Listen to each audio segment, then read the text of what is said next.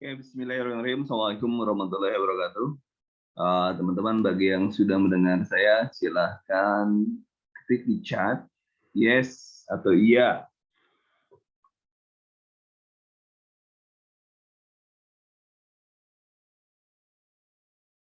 Silakan.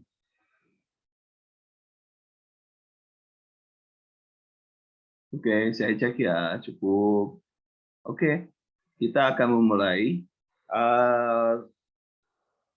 Saya sebenarnya ini mengulang sebenarnya materi ini sudah ada di YouTube, tapi saya akan menegaskan kembali, karena kita akan sudah semakin dekat, walaupun pendaftaran masih belum muncul.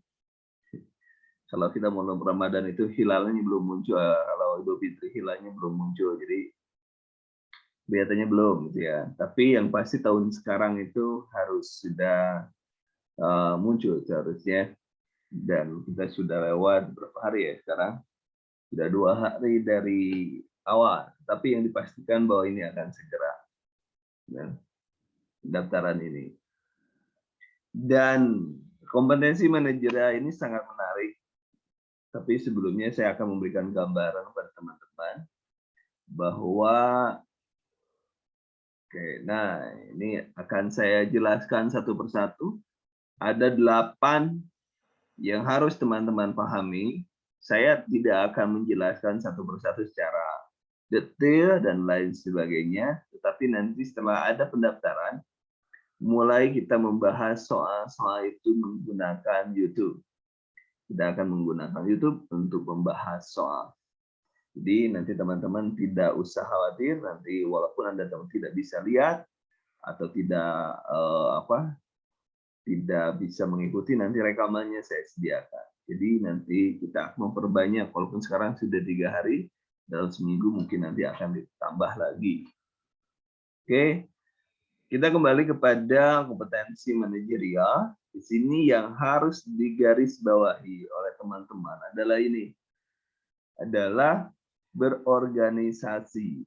Artinya penekanan kita itu terhadap bagaimana sikap kita memperlakukan organisasi kita supaya kita bisa mendapatkan nilai yang tinggi. Oke.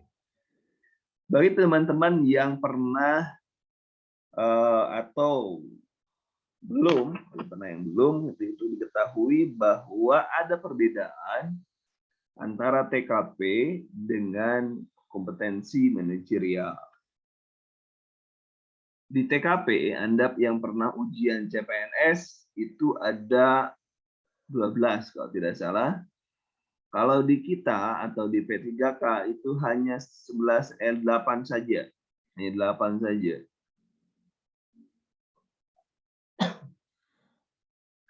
Yang 8 ini akan menjadi krusial untuk mendapatkan nilai. Yang pertama, integritas, kemudian kerjasama, komunikasi, orientasi pada hasil, pelayanan publik, pengembangan diri dan orang lain, mengelola perubahan, pengambilan keputusan.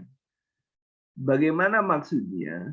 Maksudnya adalah bahwa apapun yang Anda lakukan, dari mulai integritas sampai dengan pengambilan keputusan, itu harus mementingkan kepentingan organisasi. Harus mengutamakan kepentingan organisasi dibanding kepentingan diri sendiri. Jadi itu kuncinya, pengisi kompetensi manajerial itu kuncinya di sana. Yaitu bagaimana Anda berperilaku supaya kepentingan organisasi itu menjadi yang utama dalam memberikan layanan kepada masyarakat. Dan ada 8, saya ulangi, ada 8 yang akan menjadi bahan yang Anda pikirkan. Integritas, tentunya Anda harus berintegritas. Harus bisa bekerja sama dengan orang lain kemudian harus bisa menyampaikan pesan kepada semua pihak, kemudian selalu mengutamakan dan berorientasi pada hasil. Itu hasil apa? Hasil yang targetnya adalah target organisasi. Pelayanan publik bagaimana? Pelayanan publik adalah bagaimana Anda melayani supaya orang itu merasa terlayani dengan baik. Pengembangan diri dan orang lain di sini krusialnya adalah Anda harus mau mengembangkan diri, tidak hanya diri sendiri, tetapi juga orang lain. Jadi kalau case-nya Anda disuruh pelatihan, disuruh membaca, gitu ya, disuruh pelatihan, disuruh membaca, disuruh ikut pendidikan, itu tidak boleh menolak, karena itu tentunya untuk kepentingan organisasi. Bagaimana kalau misalnya Anda menolak? Tentunya nilainya kurang bagus, ya, nilai menolak. Bagaimana? Kan ini harus sesuai dengan diri sendiri, teman-teman. Di kompetensi manajerial ini tidak menghitung atau sedang mengukur kepribadian Anda seperti apa. Artinya tidak sedang menilai diri Anda, tetapi menilai pengetahuan Anda bagaimana mengisi soal supaya mendapatkan nilai yang baik. Itu yang ingin saya tekankan pada teman-teman. Bahwa di sini adalah bagaimana kuesioner atau bagaimana soal itu bisa menyaring orang yang memiliki kemampuan memilih yang lebih baik. Kemudian yang ketujuh, sebelum yang ketujuh, kalau begitu bohong boleh. Oh, ini tidak sedang mengukur diri Anda. Yang diukur adalah kemampuan Anda mendapatkan poin tertinggi. Ya, mendapatkan poin tertinggi. Itu saja. Poin tertinggi ada 4, misalnya. Ya, Anda bagaimana, siapa yang mendapatkan nilai tertinggi, itulah yang mendapatkan nilai. Itulah yang diambil menjadi ASN. Itu ya. Itu yang pentingnya di sana. Pentingnya di sana. Kemudian selanjutnya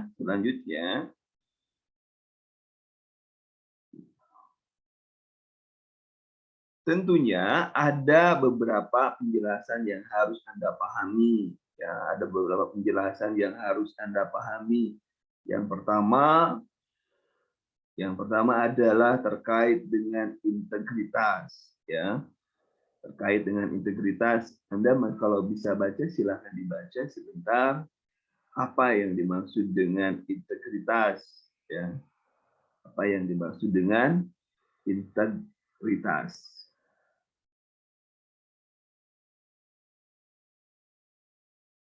Semoga dari bacaan tersebut Anda paham yang dimaksud dengan integritas. Nah, harapannya tentunya orang itu atau pemerintah itu mendapatkan orang atau siapapun itu yang memiliki integritas untuk menjadi tenaga, ya, untuk menjadi pegawai. Itu harapannya di sana.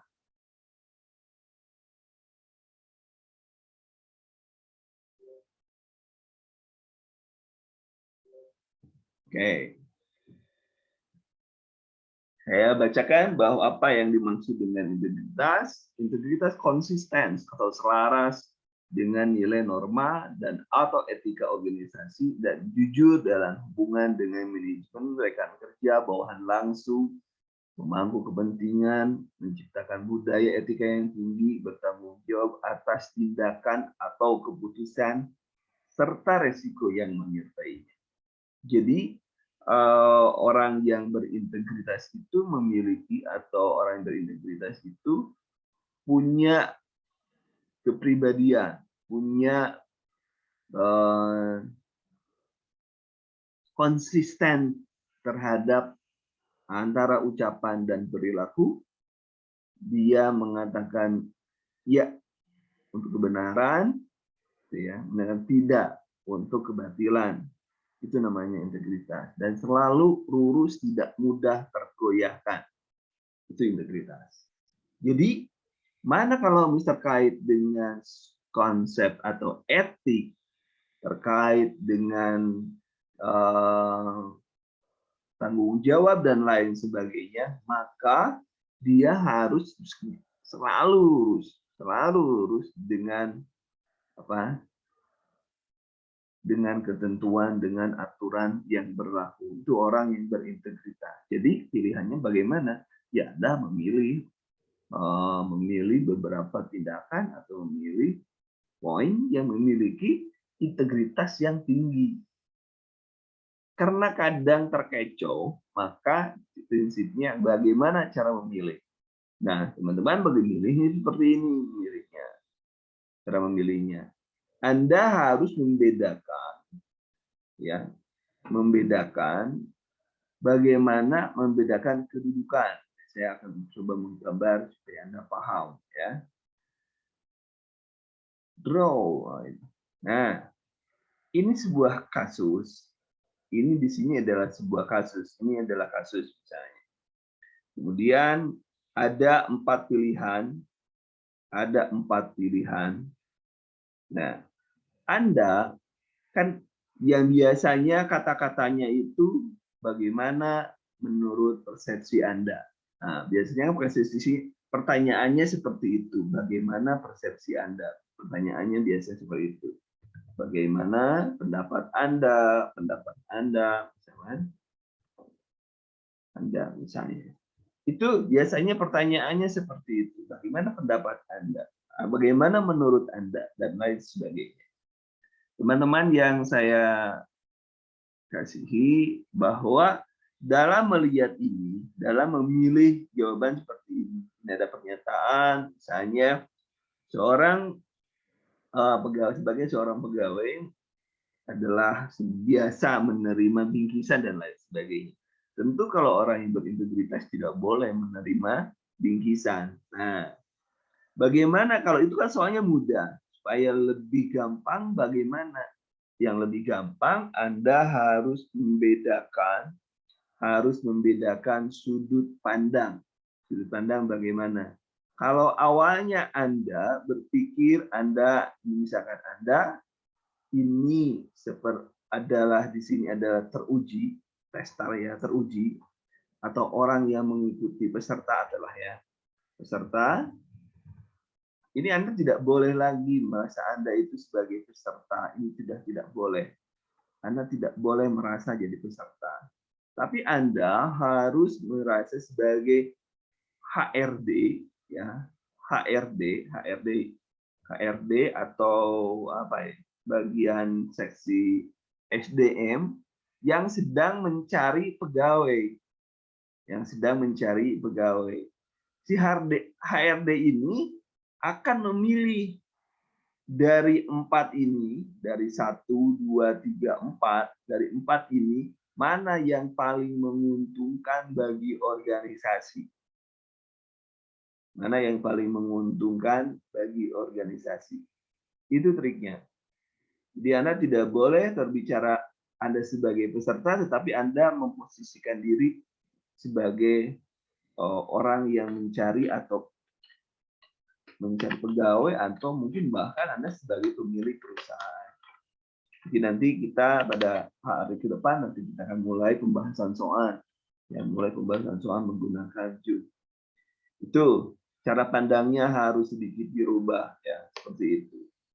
Jadi kalau misalnya bukan tentang Anda, misalkan ini kan biasa saya di kantor karena saya sebagai pegawai non ASN sudah biasa saya mendapatkan tips. Padahal tidak boleh ada gratifikasi, nggak boleh ada penyuapan dan lain sebagainya. Tapi karena sudah biasa, biasa saja. Ini kan sudah biasa, sudah mendarah daging di lingkungan saya. Nggak boleh seperti itu. Abaikan kenyataan di lapangan, tetapi pilihlah apa yang diinginkan oleh pemerintah. Saja. Itu sebenarnya dari 8 itu penjelasannya itu doang. Jadi bagaimana Anda memilih mendapatkan nilai yang tinggi adalah dengan memposisikan Anda tidak sebagai peserta ujian, tetapi Anda sebagai orang yang sedang memilih pegawai. Si A, si B, si C, si D itu adalah individu yang harus Anda pilih. Si A, si B, si C, si D itu adalah individu yang memiliki kepribadian, individu yang memiliki sifat yang ya seperti itu. Dia integritasnya seperti itu. Jadi Anda harus memilih yang terbaik, kembali lagi, yang terbaik untuk organisasi. Oke. Selanjutnya, itu kuncinya. Jadi mau berbicara tentang kerjasama pun, jadi mana orang yang paling baik, Anda fokusnya kepada orang Anda sebagai pemilik perusahaan, mana yang terbaik, orang yang terbaik, mana yang paling ideal, untuk perusahaan saya atau organisasi saya supaya bisa mencapai tujuan yang strategis.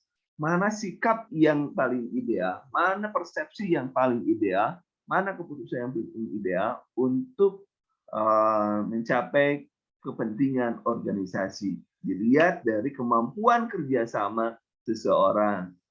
Jadi kemampuan sedang kerjasama itu contoh, setelah kerja, Anda itu waktunya habis pekerjaan itu. Setelah kerja itu, ya setelah Anda bekerja, pada saat itu bersamaan waktu kerja itu habis. Nah, sementara teman Anda belum selesai, padahal tugas itu adalah tugas kelompok. Maka kerjasama ini Anda pun harus membantu dia yang belum selesai. Tidak pulang, tapi membantu bersama-sama. Kenapa? Karena tujuannya adalah bagaimana mencapai tujuan strategi organisasi. Itu yang menjadi bagian yang penting dari tes ini. Jadi bagaimana Anda bisa memilih mana yang terbaik, mana yang paling baik untuk organisasi. Oke, itu terkait kerjasama. Mana yang paling mampu membina hubungan kerja yang efektif, memiliki komitmen saling membantu dalam penyelesaian tugas dan mengoptimalkan sumber daya. Itulah yang baru saya katakan, saya contohkan. Kemudian yang selanjutnya adalah komunikasi. Tadi sudah dijelaskan bagaimana Anda harus mampu, ya. Terakhir adalah bagaimana Anda dengan menggunakan komunikasi, Anda harus bisa mempersuasi. Itu yang paling tinggi, itu bisa mempersuasi orang lain, bisa menggerakkan orang lain supaya mau mengikuti arahan Anda untuk mencapai tujuan. Kalau level kompetensi kan ada 5 ya, ada 5. Yang tertinggi adalah bagaimana Anda menjadi suri toladan, bagaimana Anda menjadi bisa mengajak orang lain dalam mencapai tujuan organisasi dalam kaitannya dengan komunikasi. Anda bisa menjembatani kemacetan kemacetan komunikasi di antara pihak-pihak. Anda bisa memberikan gagasan, menyampaikan argumentasi secara logis, juga bisa baik tertulis maupun tidak tertulis, juga Anda bisa mendengarkan. Nah, ini bisa mendengarkan secara aktif dan efektif. Kemudian yang paling penting juga adalah mempersuasi, meyakinkan, membujuk orang lain dalam rangka mencapai tujuan organisasi. Itu pentingnya komunikasi. Jadi misalnya level pertama adalah Anda mampu berkomunikasi dengan teman, misalnya. Tapi kalau yang kedua, level terakhir adalah Anda bisa meyakinkan orang lain, bisa meyakinkan stakeholder bahwa apa yang Anda inginkan, apa yang Anda berikan penjelasannya itu mereka mau mengikuti. Sehingga apa? Sehingga tujuan organisasi itu tercapai, itu level 5. Level 5. Kalau untuk level pertama adalah untuk diri sendiri, mampu menjelaskan pekerjaannya dalam kelompok kecil dan lain sebagainya, ya. Kemudian yang selanjutnya adalah berorientasi pada hasil. Apapun yang Anda lakukan, apapun yang teman-teman Anda lakukan, Anda harus meraih target organisasi, yaitu targetnya adalah kepentingan organisasi, kepentingan semua orang, dan keberhasilan organisasi. Tentu Anda harus berorientasi kepada tugas harus selesai, target-target terpenuhi, kemudian strategi juga mengikuti dan lain sebagainya. Jadi kepentingan itu tetap adalah bagaimana mencapai kepentingan organisasi, ya, kepentingan organisasi. Kemudian yang selanjutnya adalah pelayanan publik. Itu bagaimana? Ya, itu dalam pelayanan publik, maka Anda harus memenuhi sikap-sikap profesional, transparan, mengikuti standar pelayanan yang objektif, tidak memihak, tidak diskriminatif, serta tidak terpengaruh oleh kepentingan pribadi, kelompok, partai, dan lain sebagainya. Dan ini yang paling sulit kan seperti ini. Ada pejabat yang minta dilayani duluan. Itu dalam dunia nyata. Tetapi di ujian Anda harus mengambil sikap yang tidak diskriminasi, harus netral, tidak memihak, serta tidak terpengaruh oleh kepentingan lain. Contoh misalnya, Anda datang, saudara Anda datang. Anda sedang, sementara antrian panjang, Anda sedang ada di bilik pelayanan Anda. Maka Anda tidak usah lihat saudaranya, karena mereka Anda anggap sebagai orang yang sedang mencari pelayanan Anda. Nah, sikap Anda adalah tidak membeda-bedakan. Itu kembali lagi, sudut pandangnya adalah pilih mana yang paling menguntungkan bagi organisasi. Kemudian pengembangan diri dan orang lain, kuncinya adalah bagaimana Anda mampu mengembangkan pengetahuan, meningkatkan keterampilan, juga Anda bisa menginspirasi orang lain untuk selalu mencari pengetahuan, mencari keterampilan, terus meningkatkan jenjang karir, mendorong belajar seumur hidup, dan lain sebagainya. Dalam dunia nyata, Anda ditawari misalnya, Anda harus ikut pelatihan bahasa Inggris 3 bulan, meninggalkan keluarga, misalnya. Dalam kehidupan sehari-hari kita akan diskusi dengan keluarga, tapi di ujian itu langsung harus menerima. Ya, langsung menerima. Itu kan bohong. Ini bukan tentang bohong, tapi bagaimana Anda mendapatkan nilai yang tinggi. Itu yang saya katakan, sering saya katakan. Ya. Kemudian mengelola perubahan. Ini beradaptasi. Anda harus cepat beradaptasi, harus cepat berubah, harus punya inisiatif melakukan perubahan, dan Anda harus menjadi pemimpin dalam melakukan perubahan. Itu kuncinya, bahwa orang-orang yang memiliki level yang bisa mempengaruhi orang lain secara masif, orang yang bisa mempengaruhi secara keseluruhan, itu yang paling dicari. Misalnya, oh ada ini perubahan sistem, maka Anda harus orang yang pertama mengajak orang lain merubah diri sendiri juga, mengajak diri dan orang lain untuk merubah menggunakan sistem yang baru. Itu kuncinya di sana. Kuncinya di sana. Kemudian mengambil keputusan bahwa setiap keputusan ada konsekuensinya, maka Anda harus bertanggung jawab atas keputusan yang Anda ambil. Dan dari pertimbangan-pertimbangan tersebut, tetap Anda melihatnya bukan sebagai orang yang sedang ujian, tapi ya melihat orang yang sedang mencari pegawai. Dari 4 poin itu, mana kira-kira yang paling baik untuk organisasi terkait dengan sikap keputusan dia dalam mengambil keputusan. Itu untuk kompetensi manajerial. Tidak ada hal yang baru sebenarnya, tapi saya hanya penegasan. Kemudian kita masuk kepada kompetensi sosial budaya. Kompetensi sosial budaya itu terkait dengan bagaimana kita menjaga keutuhan. Kalau di CPNS ini adalah bagaimana TWK, ya TWK. Tetapi versi lain, TWK versi lain. Penilaiannya adalah sampai dengan kalau nggak salah 5 ya, 1 sampai 5, karena poinnya 5. Ya, Anda tentunya dipilih yang mana. Kalau tadi di kompetensi manajerial itu Anda memilih untuk kepentingan organisasi, kalau sekarang mana yang paling baik untuk bangsa dan negara. Kenapa? Karena Anda sebagai ASN yang itu merupakan kepanjangan tangan dari negara.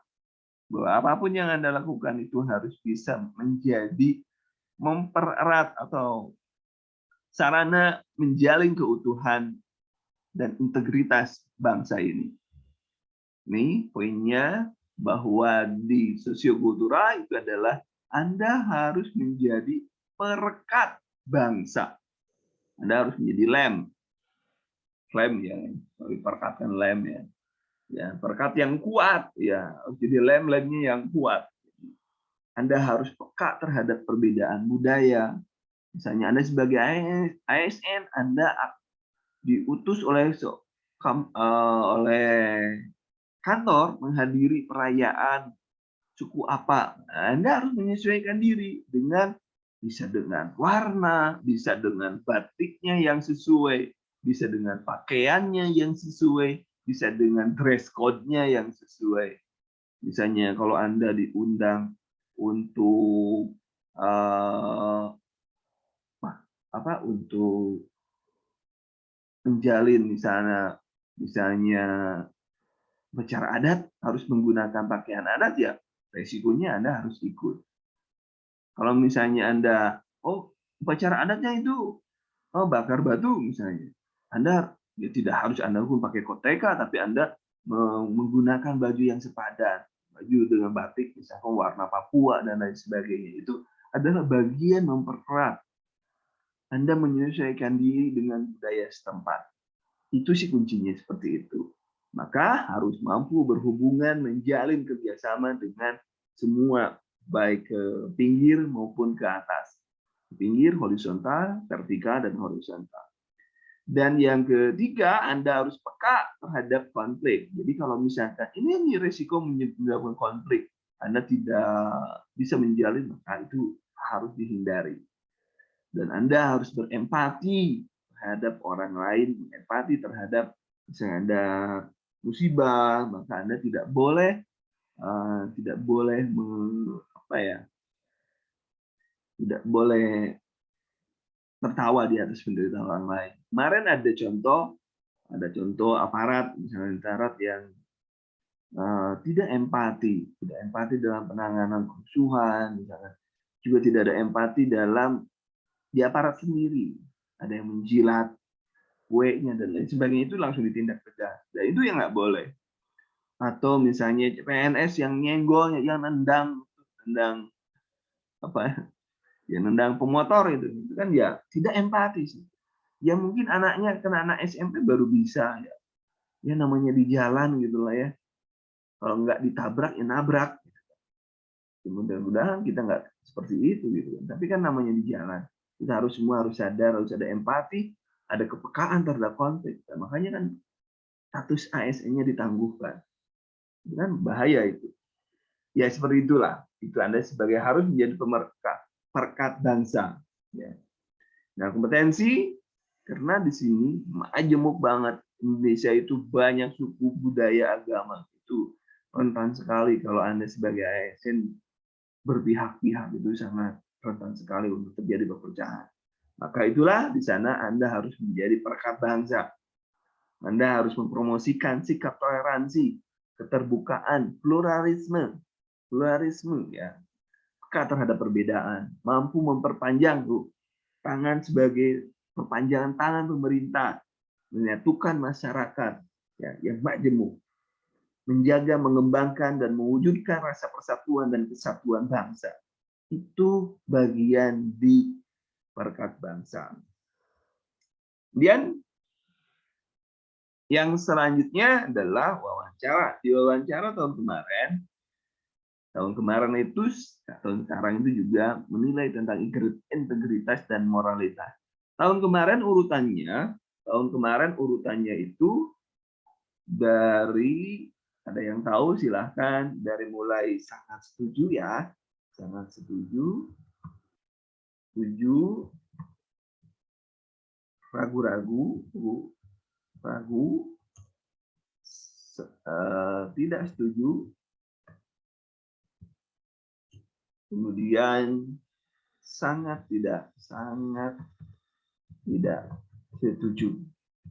Gini, maksud saya kalau pernyataannya mungkin tahun sekarang ini nggak, ragu-ragunya nggak ada. Kalau misalnya pernyataan seperti ini, pernyataannya positif, maka nilai ini 5, di sini 4. Kalau ada ragu-ragu berarti nilainya adalah 3. Kalau di sini 2, di sini 1. Contoh misalnya. Tadi saya ulangi. Setiap Lebaran, setiap hari setiap perayaan hari keagamaan itu banyak orang yang memberikan angpau atau paket atau dan lain sebagainya, uang dan lain sebagainya. Itu hal biasa di kantor kami. Pendapat Anda adalah itu kan tidak boleh, integritas tuh tidak boleh. Maka kalau pernyataannya negatif, itu kan negatif tuh. Ngambil oh, harusnya warnanya beda ya. Ya, kalau negatif itu saya tandai. Ini negatif nih. Pernyataannya barusan itu negatif banget sehingga pilihannya sangat setuju itu dibalik. Nilainya menjadi 1. Dan tidak sangat setuju nilainya jadi 5. Itu pernyataan negatif. Contoh, misalnya apapun kondisinya, saya harus melakukan tugas ini dengan baik. Nah, itu positif. Positif. Maka kalau Anda memilih sangat setuju, itu nilainya 5. Kalau Anda memilih sangat tidak setuju, nilainya 1. Jadi, dengan kata lain, dalam penilaian wawancara ini, untuk mendapatkan nilai yang tertinggi, Anda pilih pilihan yang ekstrim. Kalau pilihannya ekstrim ini, sangat setuju itu pilihannya ekstrim. Kalau negatif, sangat tidak setuju itu ekstrim banget. Karena kalau hanya setuju 4, kalau tidak setuju 2, ya. Jadi yang ekstrim. Itu wawancara. Kemudian selanjutnya ini salah, harus 450 untuk kompetensi teknis. Ini nanti kita bahas. Kompetensi manajerial itu 200 sosiokultural dan 40 untuk wawancara, sehingga 450 tambah 200 tambah 40 itu maksimalnya. Jumlah soal tadi sudah saya bilang 140, 90 butir soal teknis, kemudian seleksi manajerial 25, sosiokultural 20, wawancara 10. Nah, ini untuk kompetensi teknis, 5 benar, tidak menjawab diberi 0. Nah, ini yang saya wanti-wanti kepada Anda. Artinya kalau salah itu tidak ada pilihan atau salah itu tidak ada istilah dikurangi. Dengan kata lain, apapun kondisinya, Anda harus mengisi semua pilihan.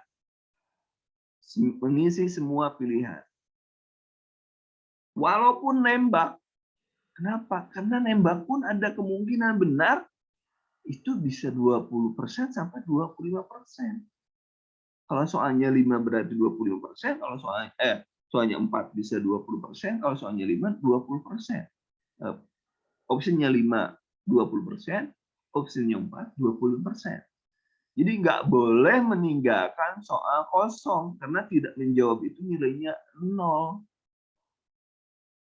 Artinya harus menjawab. Kemudian sosiokultural juga sama, paling tinggi itu Anda mendapatkan 4, harus dijawab. Kesalahan yang terjadi pada masa yang lalu 2021 ke bawah itu, teman-teman terlalu asik di kompetensi teknis sehingga melupakan kompetensi manajerial, kompetensi sosiokultural dan wawancara. Kalau memang boleh, isi dulu itu kompetensi manajerial, kompetensi sosiokultural, kompetensi dan wawancara. Kalau boleh di aplikasinya itu ya, kalau boleh. Kenapa? Karena itu mudah.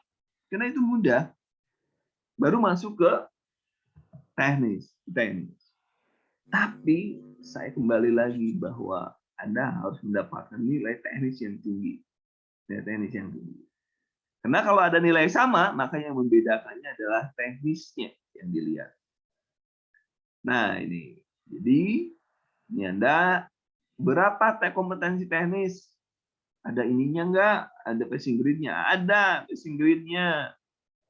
Passing grade-nya berapa? Passing grade-nya adalah bidan dan perawat itu kompetensi teknis 225. Artinya setengahnya harus benar. Tapi jangan mikir setengahnya benar dong, harus jadi yang terbaik.